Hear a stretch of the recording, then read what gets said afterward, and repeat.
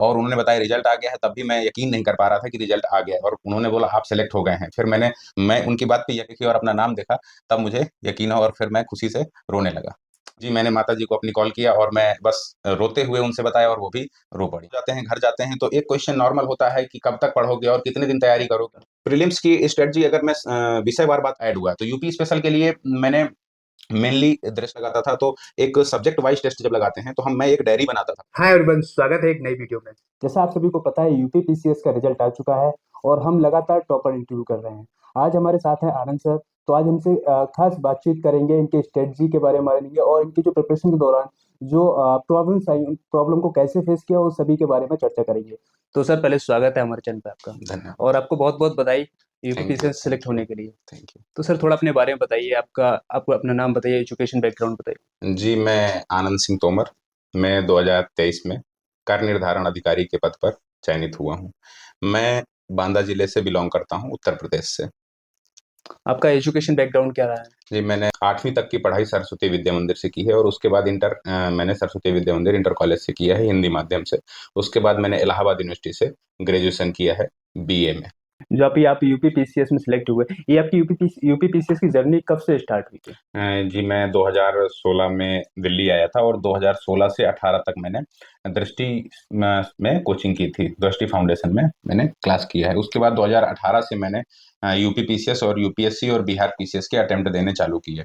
तो 2018 से अभी तक मैं लगातार यूपी पीसीएस की मेंस और इंटरव्यू कर रहा था और फाइनली 2023 में मेरा सिलेक्शन हुआ। ये अटेम्प्ट कौन सा था आपका? ये मेरा 5वां अटेम्प्ट था यूपी पाँच। पीसीएस का। तो लास्ट अटेम्प्ट में क्या ऐसी मेजर प्रॉब्लम थी जो लास्ट टाइम नहीं हो पाया था? अभी क्या ऐसा सुधार किया? 2022 में मैं मेरा 1 नंबर से रुका था सिटी कमिश्नर की पोस्ट पे। तो उसमें मेरे ऑप्शनल में नंबर कम हो गए थे, जिसके कारण मेरा चयन नहीं हो पाया था, और इस बार ऑप्शनल हटा और यूपी स्पेशल के 2 पेपर ऐड हुए जिसमें मैंने काफी मेहनत की और इस बार मैं चयनित हो गया। अब एक एस्पिरेंट से एक ऑफिसर बन गए हैं, कैसी फीलिंग है? जी, एकदम भार तो हल्का महसूस होता है, खुशी होती है, जो एक तनाव होता है वो फ्री महसूस होता है। जैसे ही रिजल्ट आया था, तो आपका और आपके फ्रेंड का और फैमिली का क्या रिएक्शन था? क्या चीज ऐसा चेंजेस हुआ लाइफ में जी, रिजल्ट आने के रिजल्ट बाद? के बारे में अनएक्सपेक्टेड था, क्योंकि मैंने सोचा नहीं था कि अभी इतनी जल्दी रिजल्ट आ जाएगा। तो मेरे मित्र हैं आशीष जी, जिन्होंने, मैं कमरे पे पढ़ाई कर रहा था और इन्होंने आके मुझे सूचना दी कि रिजल्ट आ गया है, जो जो कि अविश्वसनीय था, अविस्मरणीय है। हम्म। और उन्होंने बताया रिजल्ट आ गया है, तब भी मैं यकीन नहीं कर पा रहा था कि रिजल्ट आ गया है, और उन्होंने बोला आप सेलेक्ट हो गए हैं। फिर मैं उनकी बात पे यकीन नहीं कर पाया, लेकिन फिर जब मैंने लिस्ट देखी और अपना नाम देखा, तब मुझे यकीन हुआ और फिर मैं खुशी से रोने लगा। और फैमिली का क्या रिएक्शन था? फैमिली का कॉल आया, फिर आपने कॉल की? जी, मैंने माताजी को अपनी कॉल किया और मैं बस रोते हुए उनसे बताया और वो भी रो पड़ी।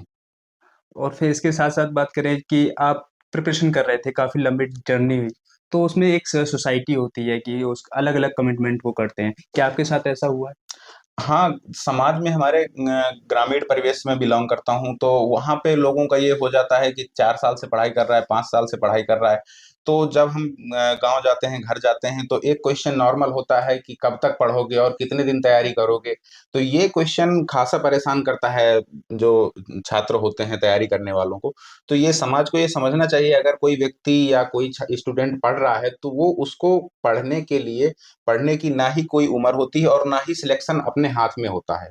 सिलेक्शन हमारी मेहनत पे और हमारे जो एक नियति होती है, एक मैं प्रारब्ध को भी इसमें मानता हूँ कि 1% लक भी होता है। हमारी मेहनत के साथ-साथ लक भी एक काम करता है। अगर हमारा प्रारब्ध और हमारा पुरुषार्थ साथ काम कर जाता है, तो फिर हमें सफलता मिलती है। तो ऐसे कमेंट से आपने कैसे बचाव किया, कैसे उससे लड़ते रहे? मेरे मोटिवेशन में मेरी माताजी और का बहुत बड़ा योगदान है, क्योंकि 2008 में ही मेरे पिताजी का स्वर्गवास हो गया था। Okay, okay sir. और उसके बाद माताजी ही पिताजी के स्थान पर कलेक्ट्रेट में इस समय लिपिक के पद पे तैनात हैं। ओके। तो उनका संघर्ष मेरे लिए ज़्यादा मोटिवेशन का कारण बनता था, और जैसे-जैसे जब-जब कभी मैं निराश होता था या डिमोटिवेट होता था, तो मेरे चाचा जी इलाहाबाद हैं, तो उनका जो एक समझाना था, उनका जो एक उनकी जो प्रेरणा थी, उनका जो मोटिवेशन था, वो मुझे हमेशा निरंतर दिशा निर्देशित करता रहा है। अब आगे की क्या रणनीति है कि यहीं तक सीमित है कि या फिर और यूपीएससी में जाने का जी बिल्कुल, 2018 में मैंने अपना पहला यूपीएससी का अटेम्प्ट दिया था, लेकिन उसके बाद यूपी पीसीएस में लगातार मैं मेंस और इंटरव्यू में चल रहा था, जिसकी वजह से मैं अपना दूसरा अटेम्प्ट यूपीएससी का नहीं दे पाया। और अब मेरा आगे यही है कि मैं 2024 में अपना अटेम्प्ट करूंगा यूपीएससी का। Okay okay. आप यहाँ पर स्टार्ट किए आपकी स्ट्रेटजी को लेकर, तो प्रीलिम्स की आपकी क्या स्ट्रेटजी थी यूपी पीसीएस को लेकर? प्रीलिम्स की स्ट्रेटजी अगर मैं विषयवार बात करूं तो जैसे इतिहास के लिए मैं क्विक बुक पढ़ता था, हिस्ट्री में क्विक बुक और घटना चक्र, इन दो किताबों को मैं प्रायोरिटी प्रदान करता था। और एक चीज जैसे अगर मैं टेस्ट लगाता था तो एक सब्जेक्ट वाइज टेस्ट जब लगाते हैं तो मैं एक डायरी बनाता था, जिसमें वो चीजें मैं नोट करता था जो हमें भूलती हैं या जो नहीं याद हो पा रही हैं। इसी तरह जैसे जियोग्राफी में है, जियोग्राफी में मैंने अपने class notes, Kumar Gaurav sir के क्लास नोट, क्योंकि मैंने दृष्टि से क्लास की थी, तो ओके। क्लास नोट्स और घटना चक्रों को प्रेफर किया। और साइंस के लिए घटना चक्र और एक थिंक एसएससी करके चैनल, काजल मैम का एक चैनल है थिंक एसएससी, जो उनका कोचिंग इंस्टीट्यूट है, वहां से मैंने साइंस का एक कोर्स लिया था, उससे मैंने अपनी साइंस तैयार की थी। अब इन्वायरमेंट की बात करते हैं, तो इन्वायरमेंट में मैंने दृष्टि की क्विक बुक और घटना चक्र को फॉलो किया।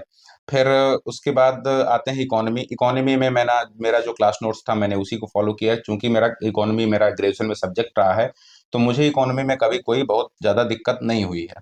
तो इस तरह से, और पॉलिटी के लिए लक्ष्मीकांत, जो कि एक बेसिक और स्टैंडर्ड बुक है, स्टैंडर्ड बुक है। तो उसी को मैं निरंतर पढ़ता रहा। तो ये आपकी प्रीलिम्स और मेंस को दोनों सेम स्ट्रक्चर थे या फिर नहीं, चेंज? प्रीलिम्स के लिए ये जो घटना चक्र वो प्रीलिम्स के लिए, और जैसे हिस्ट्री के लिए क्विक बुक, जो हिस्ट्री की क्विक बुक है वो मैं प्रीलिम्स के लिए फॉलो करता था। लेकिन मेंस के लिए मेरे क्लास नोट्स, हिस्ट्री ज्योग्राफी के जो मेरे क्लास नोट्स हैं वो मेरे मेंस में हमेशा काम आए हैं।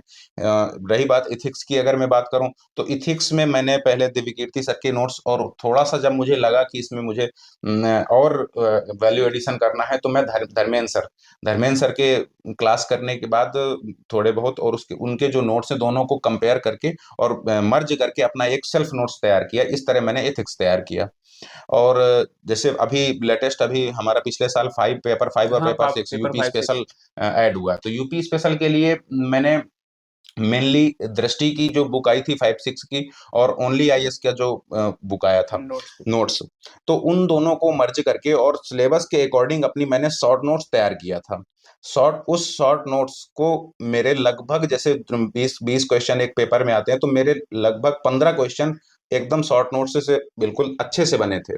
तो ये यूपी स्पेशल मेरा इन दो किताबों से स्ट्रांग हो गया था। सी सेट को कैसे प्रिपेयर किया आपने, क्योंकि सी सेट भी क्वालिफाई नहीं हो पाता है जी, काफी लोगों से? यूपी पीसीएस में सी सेट के लिए तो हिंदी मेरी बहुत अच्छी मैं मानता हूँ, क्योंकि बैकग्राउंड में मेरा हिंदी भी रहा है ग्रेजुएशन में, और ग्रामर में मुझे खासा दिक्कत कभी नहीं हुई, तो उसके 20 क्वेश्चन मुझसे बन जाते थे जो सी सेट में यूपी पीसीएस में आते हैं। हम्म। उसके अलावा 30 से 40 क्वेश्चन आते हैं अंतर्वैयक्तिक कौशल के।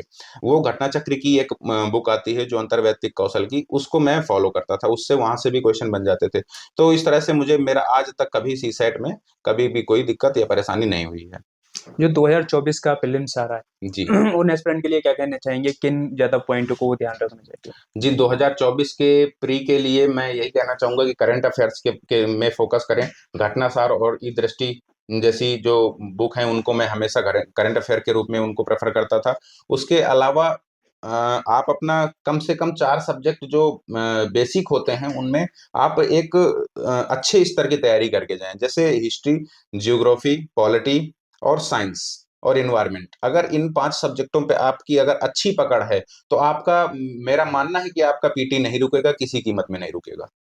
Okay sir, thank you so much अपना कीमती टाइम दिया। तो धन्यवाद। आई होप गाइस आपको ये वीडियो पसंद आई होगी। अगर आपको वीडियो पसंद आई हो तो चैनल को सब्सक्राइब कर दीजिए और वीडियो को लाइक कर दीजिए। अगर आपको सर के नोट्स की अगर वीडियो चाहिए तो कमेंट बॉक्स में लिख सकते हैं, एक वीडियो सर के साथ हो जाएगी जिसमें कि सारे नोट्स, हैंड राइटिंग, सारी चीज़ को इसमें कवर किया जाएगा। Thank you so much. धन्यवाद।